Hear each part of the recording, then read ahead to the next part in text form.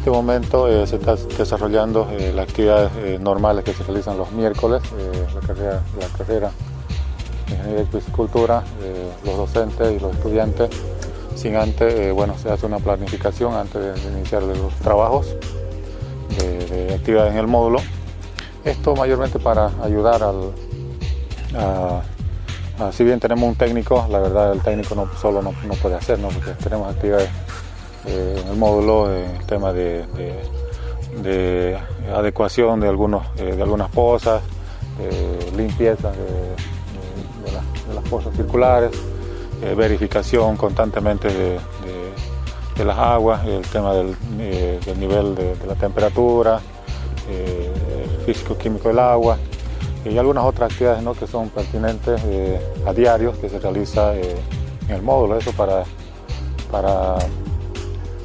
evitar incidentes, para evitar algunos problemas que puedan suceder dentro del módulo. Entonces los estudiantes ayudan mucho en el tema todos colaboran, ¿no? Y luego por otro lado fortalecen también sus conocimientos teóricos que llevan en aula y donde en el módulo aprovechan en fortalecer los contenidos mínimos que llevan durante la semana, y el módulo está para eso, para reforzar los teóricos con la práctica.